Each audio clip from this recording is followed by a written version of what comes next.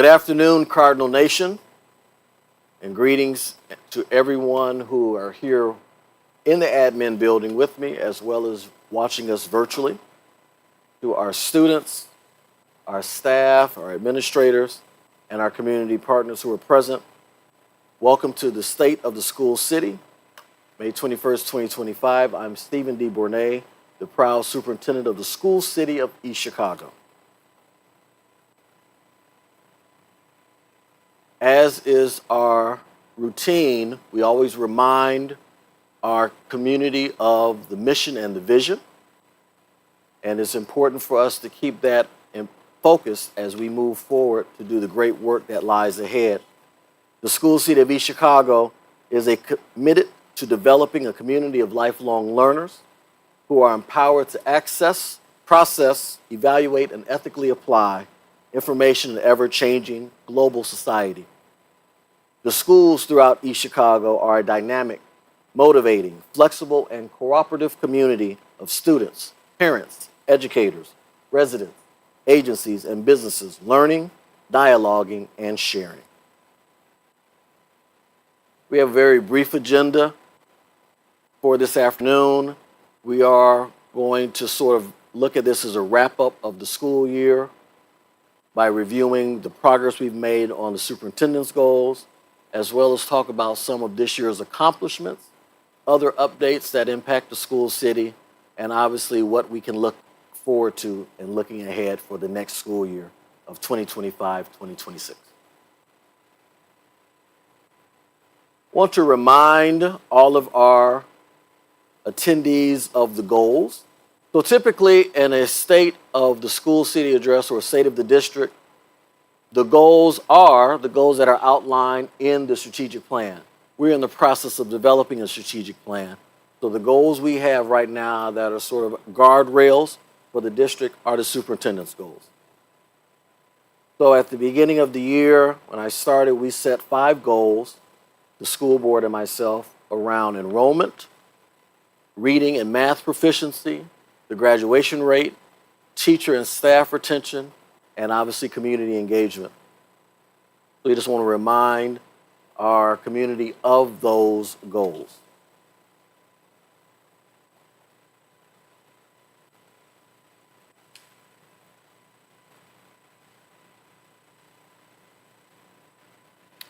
I'm going to talk in depth about each of those goals throughout the State of the School City Address, and we'll start with goal number 1, which is enrollment.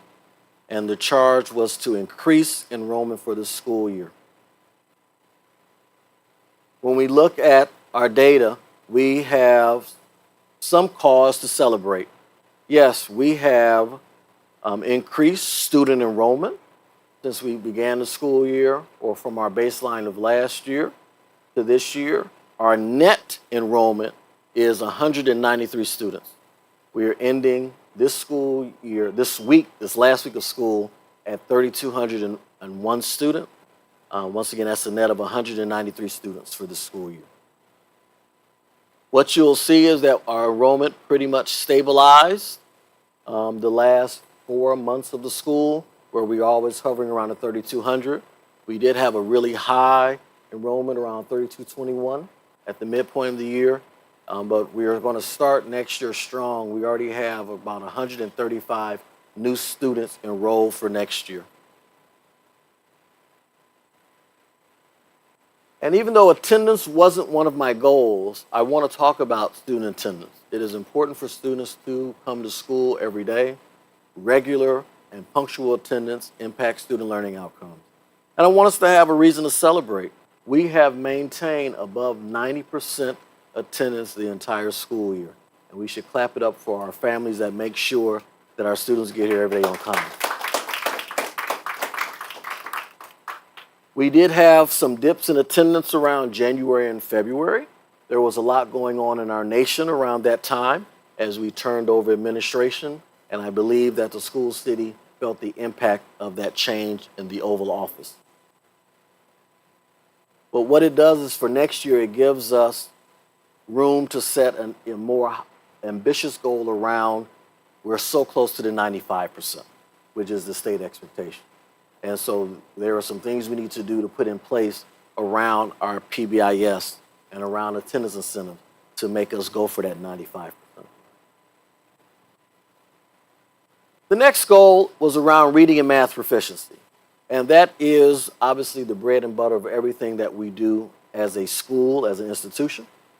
And we want to spend a few minutes talking about where we are historically and where we need to go. So the next 3 slides, the information comes from the 2024 Federal Report Card, and it is around our academic performance. But specifically, I want to talk about iRead. We are using what the data and the research shares with us about the importance of making sure students are on grade level and are reading on grade level before they advance to 3rd grade and the higher grades. And iRead does serve as the gatekeeper for that. And I want us to acknowledge and celebrate that last year we had 56% of our students in 2nd and 3rd grade who had met reading proficiency. That is more than half. Those are huge numbers to celebrate. And we want to take advantage of that forward momentum and see how our students are progressing this year. So I am anxiously looking forward to those iRead scores to come back, as are our building level principals and instructional leaders, to see how we've done this year. We also want to share how our students are faring with iLearn, which is the assessment that we do 3rd through 8th grade. When we look at the shift, I've made this comment to our school board, I made this comment to our leadership team, that the state looks at our SAT exit criteria as the combined number of students who have met both reading and math. And I want us to start looking at that lens. So when we look at that specific data and we look at that metric, we see how many students are proficient 3rd through 8th grade across the buildings. But what it does is it gives us a number. And I like dealing with numbers as opposed to just percentages. This is approximately 88 students across our district who have met both ELA and math. When we look at our high school, we'll talk about that further, but you'll hear me say this and echo this, we have to do a little bit better. We have to move students so that all of our students 3rd through 8th grade are able to be proficient in both content areas. And now we look at iLearn, and I want us to specifically look at, because this is going to be the foundation or the groundwork for how we approach the next school year. So typically we do, as we should focus our efforts and our energies on the implementation of high quality Tier 1 instruction. What happens when our students, our teachers are standing in front of our students on a daily basis? Over the years, post-pandemic, even as early as the early 2000s, there was a shift in education where we started having to hyper-focus on Tier 2 instruction. What do we do when we move the students to small group? And it seems like the more we spent on students in small group, the larger the gap became, and we moved away from this high-quality Tier 1 instruction. We have to move back to this high-quality Tier 1 instruction, and there are some things we're going to do to put that in place, but we also can't ignore that we have 900 kids, at least for 2024, who were not on grade level, who had not met proficiency. That is a huge number. I want it in red for a reason. I wanted to cause some alarm. I wanted to create a sense of urgency to remind us that we all have so much work to do. I want us to celebrate that we have some students who are approaching and some students who have met. But the students who are not proficient outweigh the students who are approaching and the students who have met and exceeded. So I want us to have that at the back of our head as we talk about all the things that we have to do for the 25-26 school year. So this represents about 15% of our students proficient in ELA and about 13% of students proficient in math. We know that across the country, students are faring much less than math than they are ELA for whatever reason. It makes us have to sort of double our efforts to make sure our students are proficient in math. So we are going to have very specific strategies around what we're going to do to support math proficiency. But I want us also to talk about some of the progress we've made. So yes, we have some very hardcore performance data that lets us know our students are proficient, but we do have some beacons of hope that let us know that we're making progress and we are moving in the right direction. So iLearn checkpoints are short assessments that are taken 3 times a year, fall, winter, and spring. Each checkpoint covers a different set of skills. So when we're looking at this data, I don't want us to see that our kids went down or went up from fall, winter, and spring. I don't want us to look at it that way. I want us to look to see that our students are performing stronger at some checkpoint than they were on others, because each checkpoint assessed different skills and standards. So when we look at this one in particular, we can see, and this is for math, I have to turn around, that our third graders did really good mastering or showing mastery of the content during checkpoint 2. What it does is it should trigger our teachers and our leaders to go back and say, what was the content that we went over in third grade? I'm sorry, for checkpoint 2. Why did our students do really well on that? What skills did we use, or what strategy did we use to make sure they learned it? And we need to replicate it. Maybe that was really heavily reinforced material that they had really learned, and it was introduced cycle 1, and maybe they circle back to cycle 2. But we want to go through and we want to analyze that data. And likewise in reading, as you heard me say earlier, nationally we are doing better on ELA and reading than we are on math. So you do see students demonstrating mastery of content more than in math. And if we use these as indicators, and the checkpoint should be used as an indicator of how the student's going to perform on iLearn. I'm going to look and see around the average that at least 14% of our students should show proficiency. Now, are we going to throw a ticker tape parade in the street for that? No. However, it is commensurate with what they were doing last year. We said last year they were around 15% who were proficient. The data showing this year, when we do our averages, they're going to still be around 14%. So it does make me concerned, because it means that we've been doing the same thing 2 years in a row. We keep doing the same thing, we're going to get the same results. So it forces us to say we have to do something different, or else next year the data is going to look the same, because we've been doing the same thing. That's why I'm saying this is laying the groundwork for what we need to do differently for the next school year. So I'm not just going to pick on our elementary buildings, because we have a high school. And the high school has the lion's share of our students. So when you look at our state assessment, which is the SAT, we have in 2024, 3% of our students. And so keep in mind, SAT are our juniors. So last year, that was approximately 247 students. That's 3% of 247. Like 7 kids who met both.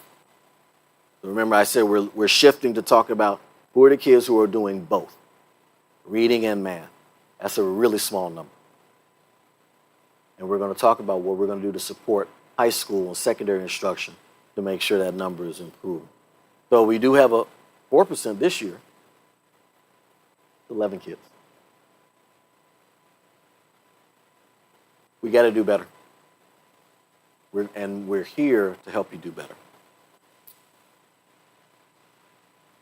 So you heard me talk about the importance of Tier 1 instruction and then also Tier 2 interventions. And we do have a number of supports in place. I'm not going to spend a lot of the address talking about all of the resources we have in place.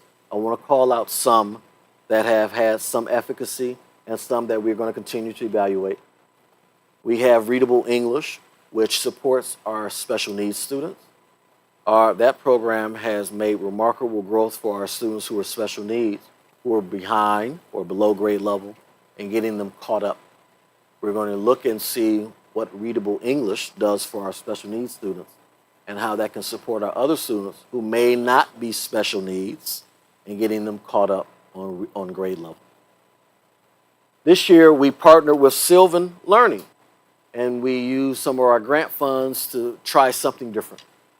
And that's what we should do. We should be saying, okay, this, what we've been doing with after-school tutoring hasn't been effective or yielding our results. What does it look like if we try something different? So we tried Sylvan. We are going to be closely analyzing students who were in Sylvan or in Sylvan tutoring and iLearn and see what impact or correlation they have to make decisions about what we need to offer as after school or what we need to offer as tutoring and compare that with previous practice. But we also want to talk about the other things. So when we talk about just meeting our students' academic needs, there are also some social emotional needs we need to meet for our students. And so some of our students have some challenges during the day. They make some bad decisions, and we need to support them differently. So we are thankful for this year we converted our typical in-school suspension to in-school solution, which allows students who have challenges following our student code of conduct to remain in school and still get instruction. Because part of this problem of the 3% that we talked about earlier is that students are making bad decisions and they are being suspended from school and they're missing quality instruction. So one of the things we decided to do differently this year was keep students in school. So in-school solutions, partnering with one of our other educational solutions, Seventh University, has helped impact our graduation rate. And it's also helping our junior students, our 11th graders, stay on track for graduation. We are also making sure that we're providing wraparound services for our students who absolutely need really more positive environments so that they make better decisions. So we're happy that we've increased or expanded our Girls on the Run program. I think this year we had 50 students almost participate in that program at the secondary level and elementary. And then we are also excited about our new partner, My Brother's Keeper, a national program that's under Barack Obama initiative that's going to now support our males in making better decisions. And now we're going to talk about the graduation rate.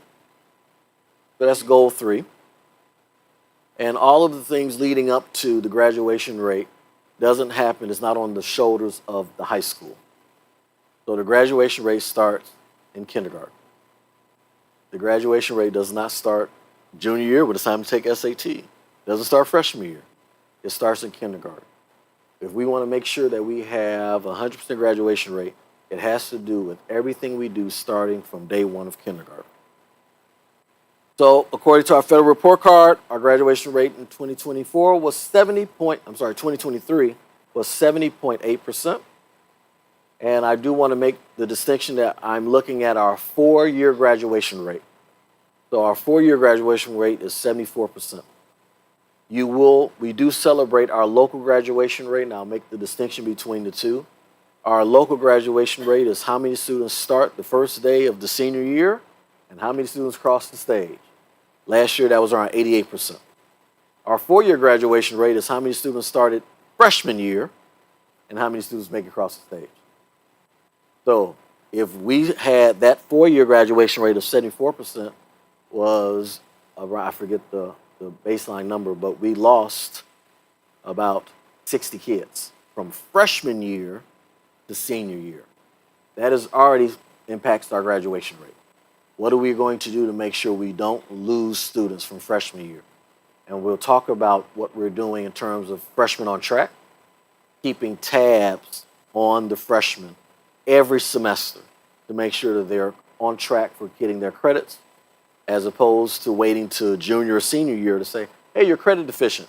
Let's hurry up and get you some credits recovered so you can graduate.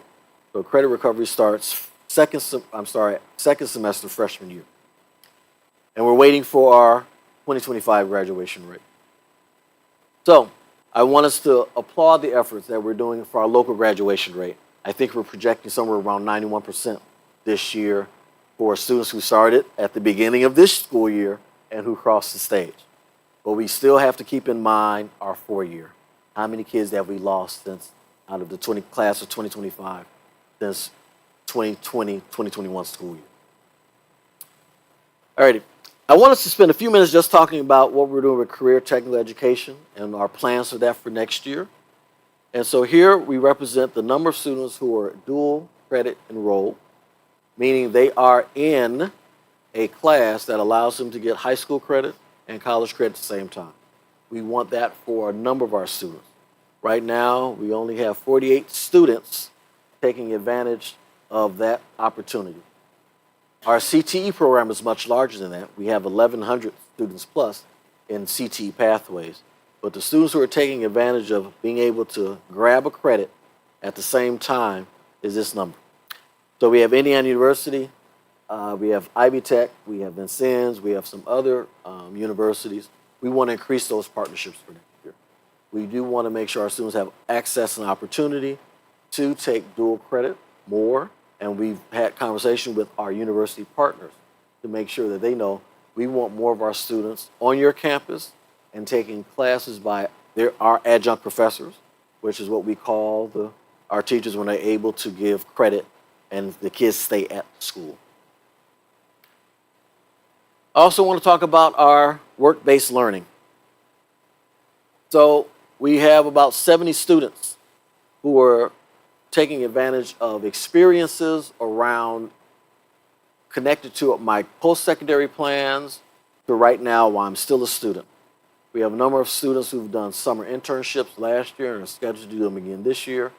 But I want to focus on those students who, during the school year, as part of their capstone, they leave and they're putting in 75 hours or more at an off-work site. We want to make sure that students have access and opportunity to doing that here at the school city and throughout the school city, but we want to increase the number of those opportunities outside.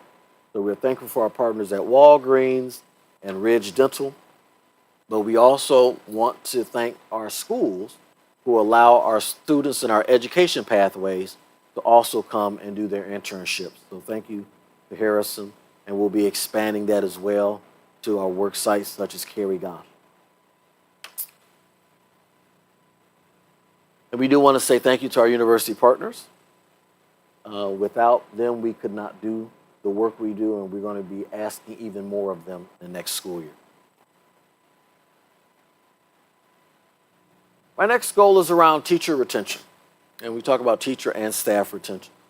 And so I want to talk about what we've been doing as an organization to retain high-quality teachers, our certified staff, and we start by looking at our teacher turnover rate.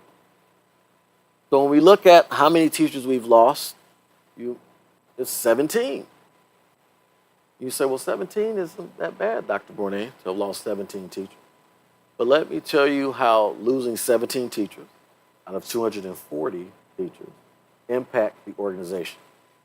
And we don't have the data or to share with you, out of those 240, approximately 80 of them are teachers who are on emergency permit. So when you lose 17 certified teachers out of 240, that does negatively impact our students. So we're concerned. We have an alarm about losing 8 teachers the first month of school. When teachers are setting up classrooms, creating routines for students so that students have a strong start to the year, and we lose those teachers in August. Because now we have to have another teacher come in who wasn't quite prepared for the school to start. And you come in, school has started. I have to come in and get ready. So they've lost some ground. And if the teachers lost ground, that means the students have lost ground. And it's worse when they leave in September, after you've been in school a whole month. It's even more worse when you leave in October and then in the middle of the year. So our goal is to make sure that we keep our teachers and that we support them so that we don't have teachers. I believe my goal was not to have more than 10% of teachers leave this year. I think I'm under that threshold, but I would like to have 0 teachers leaving. I am going to say I probably had little to no influence about the teachers who left in August, but we're going to do better. And once again, we have to do better. Here's some things we're doing to impact teacher retention.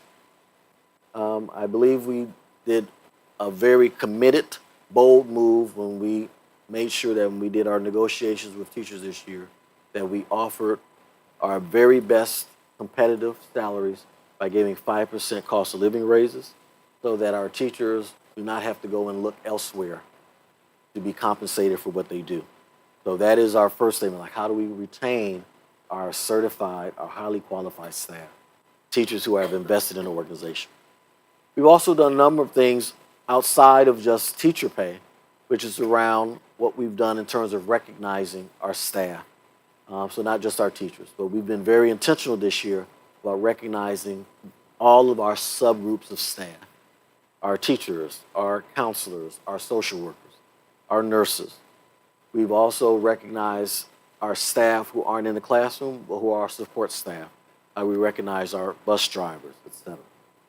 Those are important because what we want to do is retain staff, because when we look at other things that impact the quality of instruction, it's not just the teachers standing in the classroom, it's staff shortages in other departments that also negatively impact the quality of instruction. This year we implemented a voluntary transfer period, which allows staff to say, I love working for the School of CWB Chicago. I would like to go work in another building or another work site because I think I want a fresh start, or I don't think this is a good fit for me in this grade or in this building. And we want them to have the opportunity because the goal is to make sure you stay in the organization, and we want you to have that leverage to do that. So we do have some staff shortages. We'll probably feel staff shortages across every department, in every content area, grade level, et cetera. We want to make sure that, I know our Human Resource Office is committed to making sure that the first day of school we're 100% staffed with either a hired teacher or a substitute teacher that starts day one, so that our students don't lose any ground. So we are going to support that human resources effort by very vigorously interviewing over the summer for any vacancies. And I want our community to know that I consider a vacancy still if it's not staffed by a fully certified teacher. So we are still actively recruiting for any vacancy that is not filled by a fully certified teacher. And if you heard me say earlier, that's approximately 80 or so that are filled by emergency permit. We are actively recruiting for them. And then I want to thank some university partnerships that now support our teacher retention efforts. So we've been working with Chicago State and some other university partners. We've started a new partnership with Calumet College, trying to make sure that our students, our teachers rather, who are on emergency permit are able to finish their degrees and become fully licensed certified teachers. Paraprofessionals have an opportunity, if they have an associate's degree, to go into a transition to teaching program. And so once again, we're recognizing, acknowledging some really dedicated, committed paraprofessionals who are part of our organization, who are going to become teachers and now support them and retain them as well. So we're thankful for these new partnerships to do that. My last goal was around community engagement. And so this is one of the more exciting goals that we've had this year, because we've had lots of opportunities to interface with our stakeholders, people who are invested in the School of CWB Chicago, as staff and as students. So we had a number of opportunities to engage with our families.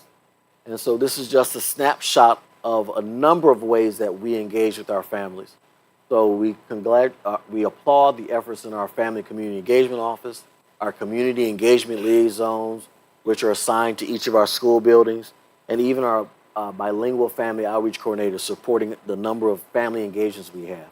When we total these up, we're somewhere around 3,800 opportunities that our families have had to fully interact with a live person. So this does not count phone calls, which we will keep track of. This does not count emails, which are a number of emails communication, all our social media posts. This is I'm physically interfacing with the family member at the school. And so we've had a number of these opportunities. Let's clap it up for almost 3,800 interactions of our families.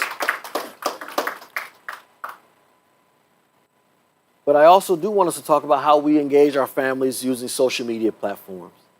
And so we've had a really vaunted effort. This year we added a coordinator of, communications and public relations to support all of our marketing and branding efforts and how we control our narrative.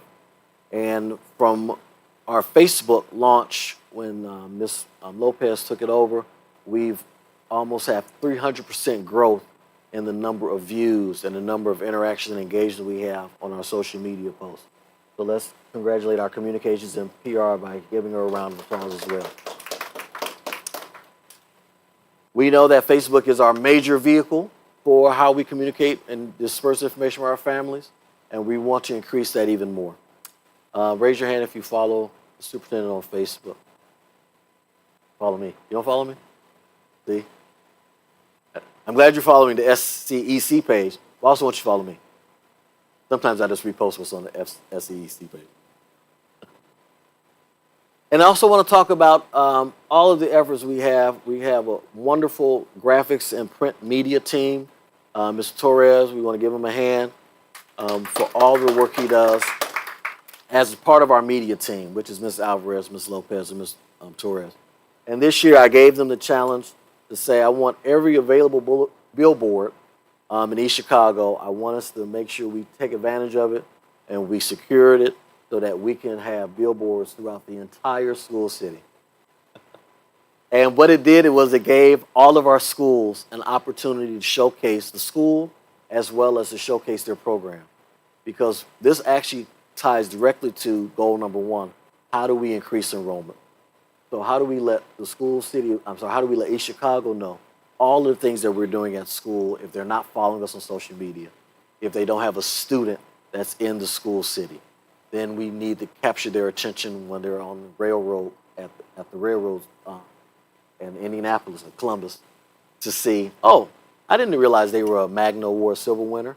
That's the purpose of that. That's how we expand our footprint. So we're thankful for, I believe, those 12 boards that we've had, which was over the number that we had the previous school year. And this year we also reached over 9,900 homes with a newsletter from the superintendent, also showcasing the things that we're doing in the school city of East Chicago. We can applaud for that as well.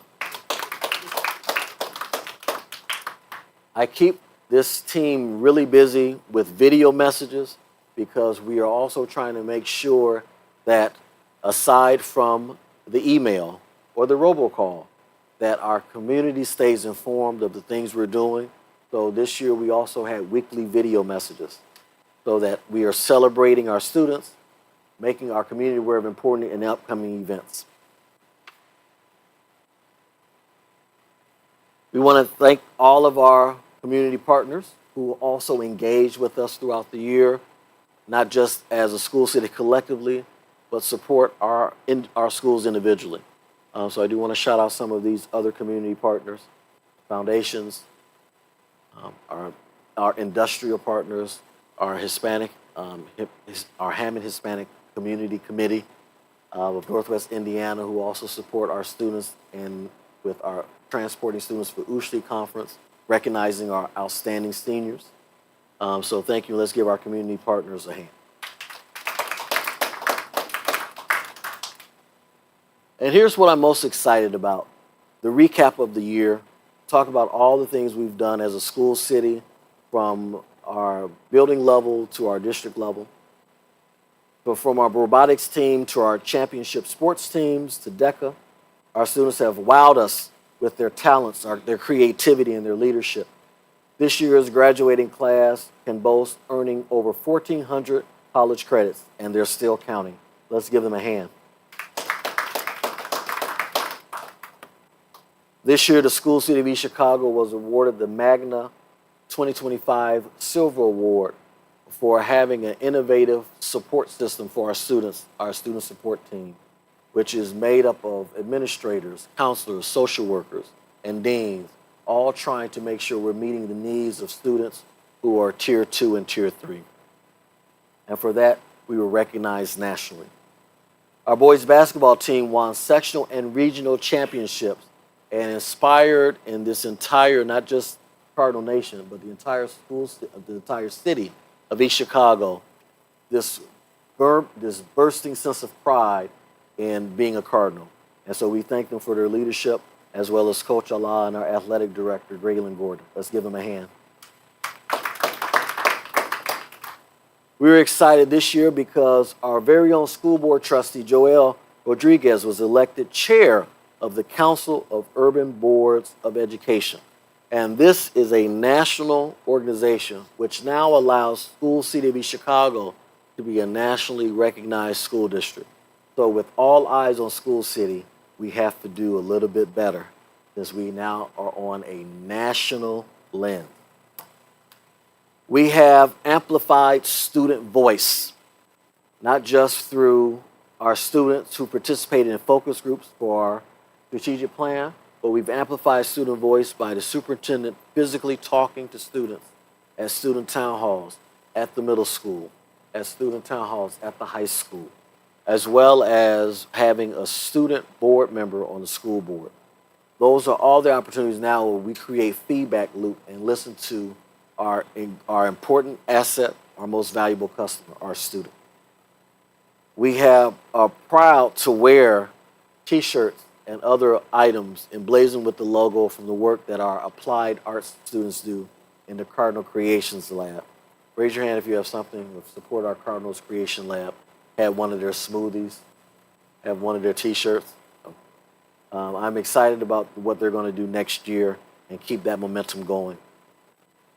We want to celebrate 5 students who have perfect iRead scores, and we can't wait to celebrate them at the start of next school year. Let's give those 5 students a hand. We celebrate Amari Leak, a regional state championship wrestler, the first since 2009. Let's give him a hand. This year marks the 4th year in a row that the School City of East Chicago has a Lilly Endowment Scholarship recipient. Let's give Aline a hand.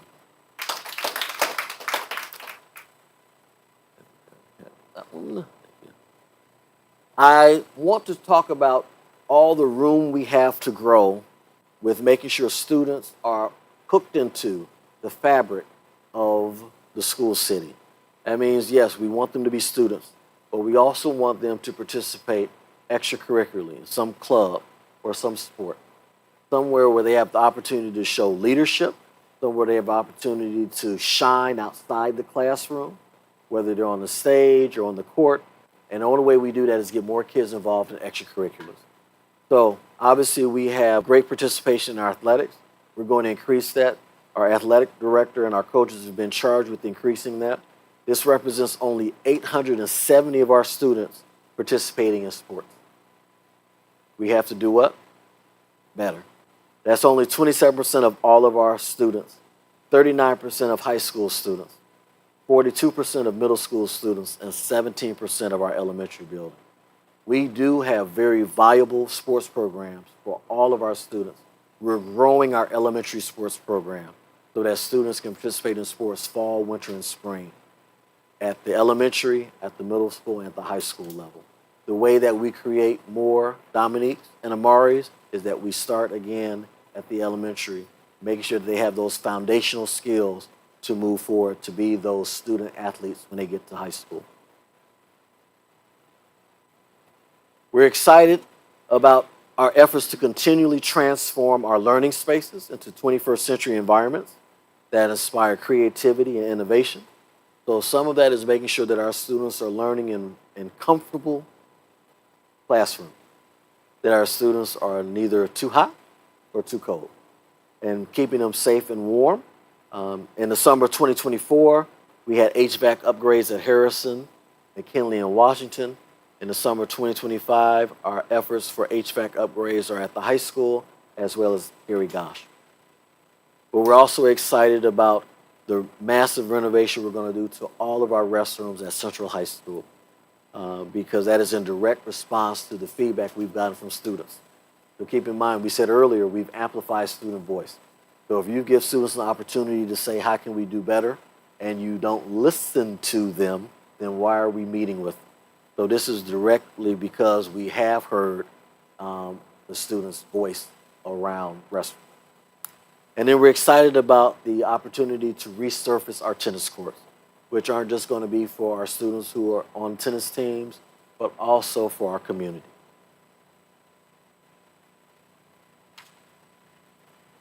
And one of the things I'm most excited about is our strategic plan. So we are on track to start the 25-26 school year with a 5-year strategic plan. Raise your hand in the room if you've been involved in our strategic planning. We've already have a draft of our mission statement, a draft of our vision, and we have draft of core values. So we're excited about that, and we're excited to unveil that in June at our June 10th board meeting next month. But we also have identified our strategic areas of focus around student academic support system, about supports for behavioral, emotional, what we're going to do around school culture and climate, our career pathways, how we're going to be more fiscally sound about allocating resources and community and family engagement. We're excited about the progress we've made, and I know we just cannot wait to put this plan in place for the next 5 years. And as we're closing, I want to talk about other exciting news that's going to let you know the 25-26 school year is going to look different. I'm excited about July 1st when we will launch our new website. So be sure to log on to see how we've redesigned it. I'm excited about the sections we have where there's be alumni spotlights and student spotlights and staff spotlights. That's going to be one of my favorite parts. It allows us to shout out and recognize students and staff and alumni on an ongoing basis. I'm excited about the implementation of a district-wide bilingual parent advisory committee next year. That sort of the voices of our family, of our non-English speaking students have another opportunity to be heard so we can address their needs on a regular monthly basis. Or is it quarterly? Quarterly? Quarterly, thank you. The English Learners Program this year exited 27 students, and we're striving to make sure that we hit our 10% mark every year, and we can't do that without the support of all of our EL specialists as well as our EL teachers. And we have a wonderful English Learners Director. Let's give Ms. Medina a hand. I'm super excited about the Grow Your Own program. That is an opportunity for us to capture or take advantage of this foundation. Now, I believe we only got 97 respondents for this survey, so we can have more people respond. But this is great because this lets us know that almost half of the employees of the staff are alumni. And the reason why that's important is because if we're talking about growing your own, we're talking about students who are School City of East Chicago who are in the education or teacher pathway saying, we tend to come back to East Chicago. So since we're planning on coming back to East Chicago, come back and work at East Chicago, and we're going to work to make sure you are fully prepared and supported to come back and be a fully licensed certified teacher. It just makes natural sense for students in our education pathway to come back and be teachers in our buildings. So I'm excited about that Grow Your Own. We'll be working with our neighboring school districts. We'll be working with university partners, working with our elected officials, working with the foundations to help support this. So more information about that coming. We're excited for we have upcoming Parent University. We apologize for it being rescheduled, but when it comes, we're just going to be the most phenomenal Parent University that the School City of Chicago has had. And then we are excited about the Future Ready celebration. Raise your hand if you know what the Future Ready celebration is. There are no hands up because I've been saving it for this address. Future Ready is going to be next year, approximately around the CTE month, or if not February, early March. And that is the opportunity we're going to take to recognize any students who are in our CTE program who have earned a credential, an industry credential, who have earned at least one dual credit or dual enrollment credit. It is our opportunity to celebrate those who are getting ready for post-secondary and have chosen that career pathway as opposed to college, because we do celebrate the students who are on the college pathway frequently. We also want to celebrate those students who are in that career path. So that'll be the Future Ready celebration. It's going to be a really big deal. That'll be the first inaugural one during the 25-26 school year. I'm also excited about the strengthening the partnership we have with our alumni. And so we have great activities planned for the next school year with our alumni. Everything from a alumni takeover day to alumni adopt a school programs, as well as to our legacy program, which allows our alumni to leave a legacy in some of our athletic facilities, in our school buildings, in our auditoriums, so that they are leaving a lasting impression and donating and supporting the arts and athletics. So let's give our alumni a hand for their efforts. I believe that concludes my state of address. I say the school city, about 3 minutes over. But we do have a few minutes if we have any questions.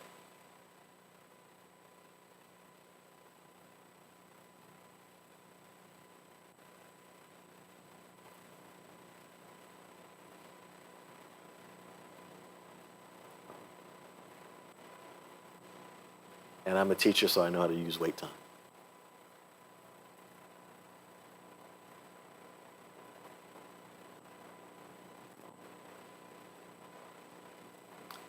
Yes.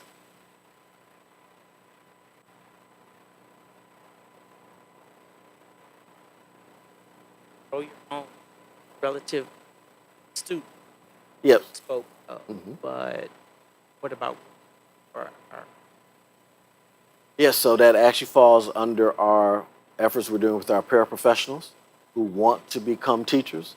That falls under Grow Your Own as well. And that's in that same partnership with Calumet College. So we have students in our education pathway who are going to matriculate into a four-year college and come back and work for us.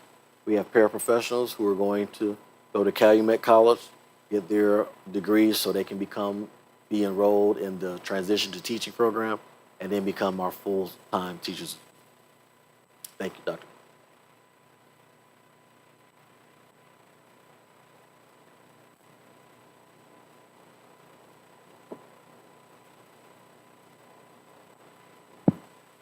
what are some ways that we can make sure or promote student participation in clubs, activities, after school, whatever? So one of the ways that we can promote, other than the superintendent saying that I want every student to be in a club or sport, is to really have some ownership at the building level. But we need a huge portion of our parents to support them. So that means, yes, we're going to have the flyers up that's saying we're try out for this, sign up for this club. But our parents have to support, yes, my child is going to stay after school that Wednesday because that's when that club is meeting. My child is going to come to that performance because I'm in this club and we have this performance, or I have this fundraiser on a Saturday. So it's really important to have that level of parent support in addition to those coaches and those sponsors heavily recruiting for those types of programs to build up their number. Did I answer your question? Adam? What's the plan of action to increase student participation, non-traditional athletics? So we have some great esports programs that we want to sort of hyper focus. I've given the charge to our not just our high school principal, and I guess I also need to do our elementary. I think our secondary know that I want them to have an activity fair at the beginning of the school year. The way that the student knows that this club or sports exists is even at the elementary building. You have to go around and say, oh, I want to sign up for this club. When does this club meet? I want to sign up for this club or this sport. So I know the sports are right there. They're easy to sign up, try out for. It's no cut. But getting the kids to say, oh, I did this club when I was in elementary. Do we have it at the high school? Do we have it at the middle school? And so I think I share with a group of students. I was at the middle school, and they asked me, what did I do when I was in high school? And I said, I was not an athlete. I was on the school newspaper. I was the yearbook person. I was the cartoonist. Makes sense. but I was involved in those extracurriculars those 4 years. I was also in the French club. And so I think that that lets them know, oh, there are other things to do other than athletics. And if you do both, great. But we want to know, here's the thing. And part of it is finding out what kids are interested in, which I've also asked our team to survey our students because maybe they're interested in stuff and we're not offering it. Great question. Thank you. Yes.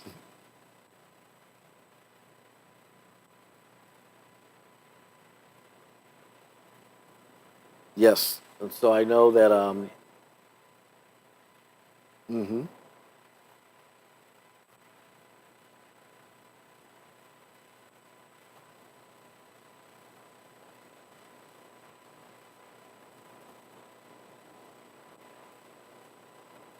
We just did a soccer foundation skill camp. I think it ends on the 22nd. Was Friday, Thursday, tomorrow. It ends tomorrow, and that is to do just that.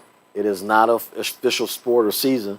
We're working on the foundation, the essentials, so that now when soccer season rolls around in elementary, those kids are excited. And we do the same with basketball and soccer. We are going to offer a baseball, football, basketball, and soccer, those four this summer. And what else? Oh, thank you. Wrestling wasn't on my immediate plan, but guess what we're going to have to do? Work on how we're going to get wrestling and introducing kids to some other sports like lacrosse.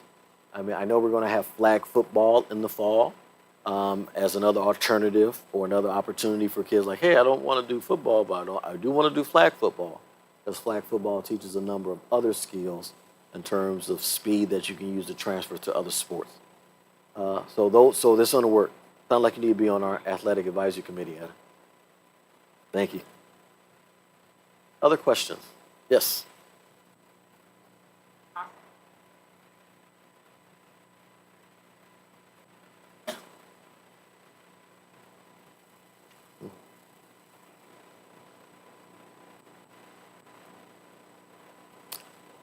That's something we can also talk about with our community and supporting with our board member, school board to talk about what does that look like when we implement that. It does guarantee that you'll do it, and it's really easy to say, hey, you have to do something extracurricular. You pick sport or club, and we naturally should support that with their high school schedule. That there is an opportunity. If a kid says like, there's nothing here that I want to do, well, what do you want to do? Mm-hmm. Mm-hmm.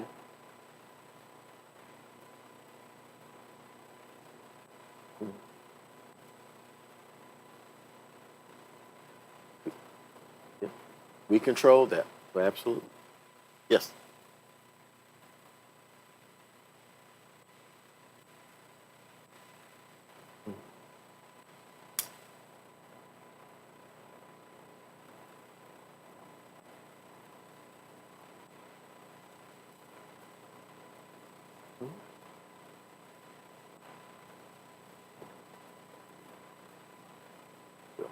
And that's important too. We want to keep mind of how long the school day is for them. But it's also great to, at the end of the day, after you've been doing all this mental labor, to now do something where you've switched and say like, okay, now I've done this activity because maybe I didn't get a chance to do something hands-on during the school day. But I am doing something hands-on or I'm being really physical. Yes, sir.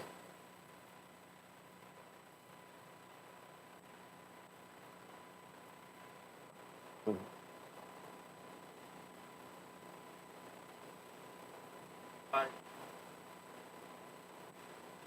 Yeah,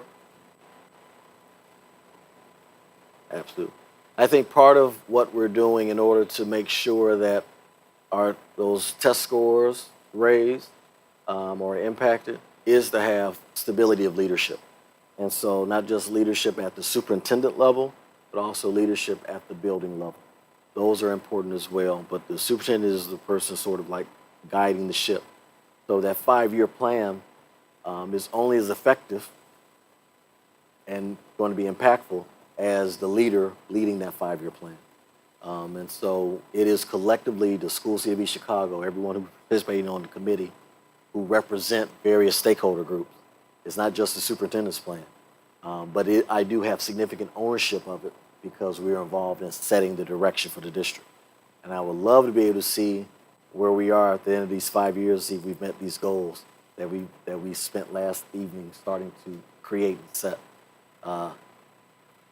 Thank you. Part of that is also the support I need from the staff and the community as we sort of launch and move forward with those efforts. So thank you. I think we have time for one more question.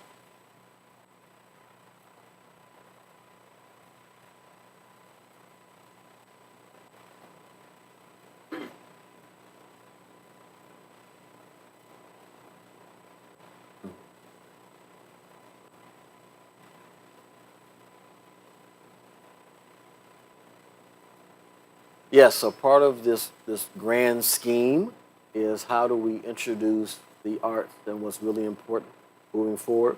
So one of the things that I've noticed is that we have a mission and vision, and that all the buildings have their own missions and visions. But when we have the strategic plan, there's going to be one mission that's at all of the schools. That's important as we start to unify things. So it's important even when we have buildings, and I'm not attacking any particular building, that have their own school pledges. So yes, that's great. Guess what? We're going to have one student pledge that all the students are saying, not just this is the Lincoln School pledge, this is the McKinley School pledge. One pledge. That's how we move towards making sure we're on the same page. And so I know we start like, oh, we really like that. Well, we're going to come together and talk about what makes the school pledge. The principals are involved and the teachers like, hey, we really want this in the school pledge. That's the same level of work we did with the strategic plan. We're going to do that so that it's a pledge that everyone can get behind. So those are some things we're going to do. But school song we're going to bring back. I know that's something the alumni had mentioned, and they are willing to work with us and do that. I think that's one of the activities that they want to come in and do and work on a school song with us. I am a huge fan of performing arts, so I very much want a marching band because part of the way we elevate the presence of School City is our presence in parade and our presence throughout the community and performing at other events at the holidays and significant holidays other than winter holiday. That's how we do that. And so I want us to be known. I want people to request us, say, hey, can your band come and perform? Absolutely. Thank you. Thank you for your attention and your time and participation, thoughtful questions. And so this was our first annual State of School City. We will see you again around this time next year.